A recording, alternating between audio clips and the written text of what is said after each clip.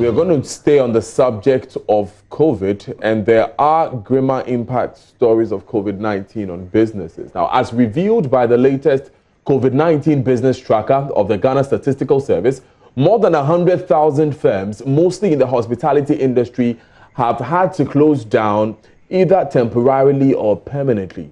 From huge debts to employee layoffs, many of the affected businesses are yet to find their feet and bounce back into operations.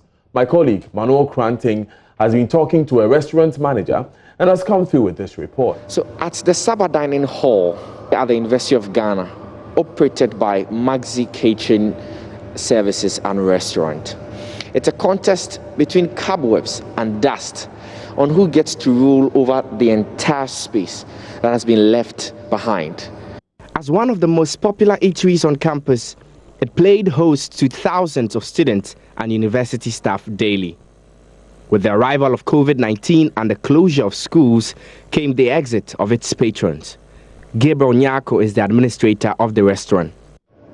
Most of the students around all the hostel comes here to eat because it's an old restaurant here. We first have our COVID in campus here, one person had it. So that's where the university has to send all the students away. So automatically we have to also shut our place down.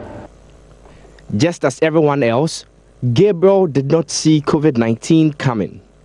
So he stocked up as usual, only it will be the last in a long while. Even for the chicken that we bought, some is about 35,000 that we have to pay bit by bit. Even the rice itself is around 12,000.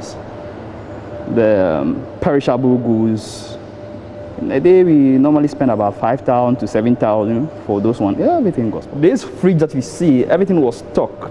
Okay. So as they come and they expire, then we start removing them. We have the person who's in charge of that. Okay. So the whole place was stocked with our staff. So as you can see, everything that was in has been thrown away. It's a rented place that we have been here for about 25 years.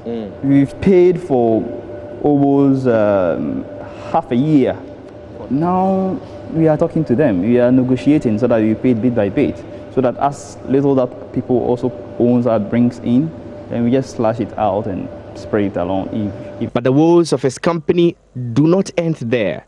It's a double jeopardy if you add employee demands. Gabriel tells me he's yet to access government stimulus package, even after applying a while ago. We are yet to get a feedback. And there's a process that you have to go through. If you have an association, you can do that through the association. But we did it as individual. As an individual. Yes. So here alone, we have about 50 plus. In just this Yes, this place. Okay. And at the sports directorate, we have about 10. Okay. They are also gone. Then we have the one that's on contracts. Okay. When there's a program that is around 20. Okay. So they are all 100 people. Almost all of them. So as we trying to start now, we just left with about less than 10 people now working with. So it would be very difficult for us to get and pay them. So we recently, I even wrote to the JRA to give us a space of time to pay our staff payees. As government continues to ease the COVID-19 restrictions, Gabriel, like many others in the hospitality market, hopes for an opportunity to return to business ways.